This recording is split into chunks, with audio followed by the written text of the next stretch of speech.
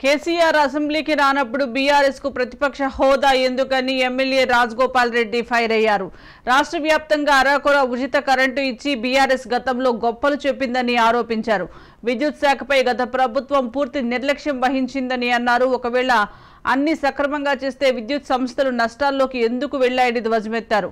మాజీ CM KCR assembly సమావేశాలకు ఎందుకు హాజరు కావడం లేదో చెప్పాలని ప్రశ్నించారు.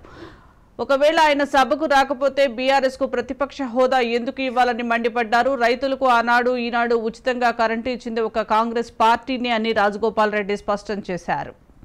అంటే కోల్ మైన్స్ పక్కలో దగ్గరలో పిటిహెడ్లో థర్మల్ పవర్ ప్లాంట్ పెడతారు అధ్యక్ష. మామూలుగా అయితే ఎక్కడైనా సరే ప్రపంచంలో ఎక్కడైనా సరే థర్మల్ పవర్ ప్లాంట్ ఎక్కడ పెడతారు అంటే మైన్ పక్కన పెడతారు.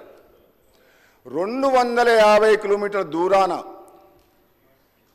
దామరచర్ల మిర్యాలగూడ దగ్గర ఆనాడు ప్రభుత్వం పవర్ ప్లాంట్ ఎందుకు పెట్టింది, అక్కడ పెట్టాలన్న నిర్ణయం ఎందుకు తీసుకున్నది ఇప్పటివరకు కూడా ముఖ్యమంత్రి గారు వివరణ ఇవ్వలేదు.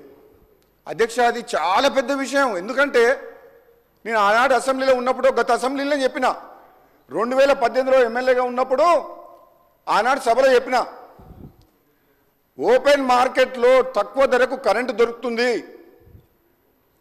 మీరు వేల కోట్ల రూపాయలు హై రేట్ ఎక్కువ రేటుకి ఇంట్రెస్ట్కి తీసుకొచ్చి ఈ పవర్ ప్లాంట్ కడితే వినియోగదారుల మీద ఎక్కువ భారం పడుతుంది, రాష్ట్రం కూడా అప్పుల పాలయ్యే అవకాశం ఉంది, దయచేసి ఆ యాదాద్రి పవర్ ప్లాంట్ విషయంలో మరోసారి పునరాలోచించాలని చెప్పిన అధ్యక్ష.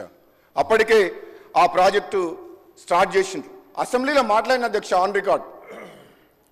అధ్యక్ష ఆ ప్లాంట్ అనుకున్న సమయానికి పూర్తి చేయలేదు, నిర్ణయము తప్పుడు ప్లేసు, టైం లిమిటు 3 ఏళ్ళు అనుకున్నది, ఇప్పుడు 10 ఏళ్ళు అయిందా స్టార్ట్ చేసి, ఇప్పటి వరకు వినియోగంలోకి రాలేదు అధ్యక్ష.